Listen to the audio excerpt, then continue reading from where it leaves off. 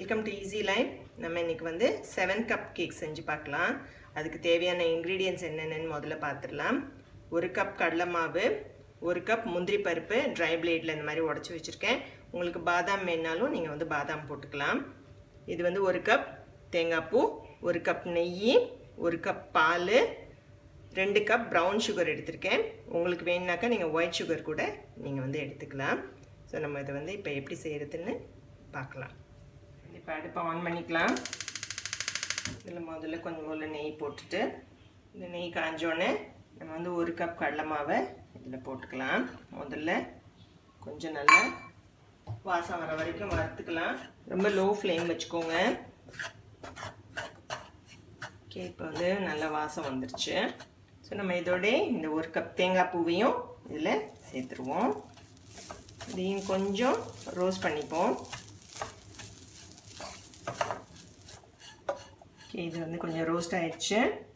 நம்ம வந்து அடுத்தது பாலை, சர்க்கரையை, நெய் எல்லாத்தையும் சேர்க்க வேண்டியது தான். இப்போ வந்து 1 கப் முந்திரியை சேர்த்துக்கலாம், 1 கப் பால், 2 கப் ப்ரௌன் சுகர்,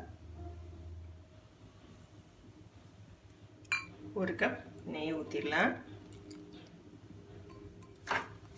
எல்லாத்தையும் நல்லா கிளறி விட்டுடலாம்.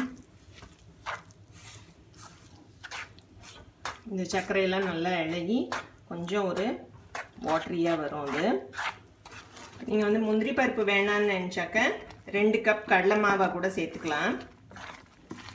நான் வந்து இன்றைக்கி ப்ரௌன் சுகர் போட்டதுனால இது வந்து பார்க்க கொஞ்சம் ஒரு ப்ரௌனிஷாக இருக்குது. நீங்கள் ஒயிட் சுகர் போடும்போது அது நல்ல ஒரு மஞ்சள் கலராக இருக்கும். நான்ஸ்டிக்காக இருந்தால் கொஞ்சம் ஈஸி உங்களுக்கு கிண்டுறதுக்கு. இல்லாட்டி நல்லா அடிகனமான ஒரு சட்டியாக வச்சுட்டு நீங்கள் வந்து கொஞ்சம் கிளறிக்கிட்டே இருக்கணும். நம்ம ஒரு பிளேட்டில் நெய் தடவி ரெடி பண்ணி வச்சுக்கலாம்.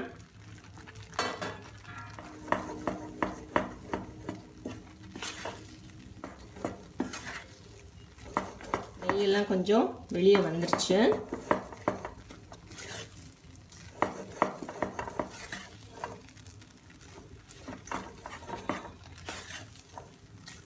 ஓகே, நம்ம வந்து இப்போ அடுப்பு ஆஃப் பண்ணிடலாம். பாருங்கள், இந்த மாதிரி சுருண்டு சுருண்டு வருது. ஒரு ஸ்டேஜில் வந்து உங்களால் அதுக்குள்ளே கொடுத்து கிளறவே முடியாதபடிக்கு வரும். ஸோ அப்போ வந்து அடுப்பை ஆஃப் பண்ணிவிட்டு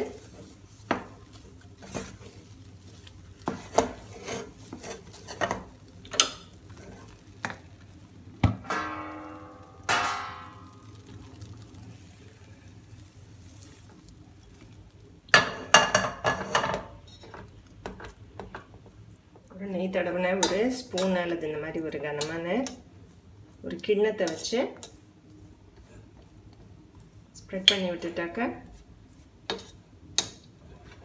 கொஞ்ச நேரத்தில் செட் ஆகிடும். சுவையான 7 கப் கேக் வந்து நம்ம வந்து செஞ்சாச்சு. ஸோ நம்ம இது கொஞ்சம் சூடு ஆறணுன்னு நம்ம வந்து பீசஸ் போட்டுடலாம். ஓகே, இது வந்து 10 மினிட்ஸ்லேயே நல்லா செட் ஆகிடுச்சு. நம்ம வந்து பீசஸ் போட்டுக்கலாம். சுவையான பர்ஃபி வந்து 7 கப் பர்ஃபி தயாராகிடுச்சு. இன்னும் சூடு கூட ஆறலை, நல்லா பீசஸ் நல்லா வந்துருச்சு. நீங்களும் இதை உங்கள் வீட்டில் செய்து பாருங்கள். இந்த வீடியோ உங்களுக்கு பிடிச்சிருந்தா என்னோடய சேனலை சப்ஸ்கிரைப் பண்ணிக்கோங்க. தேங்க்யூ.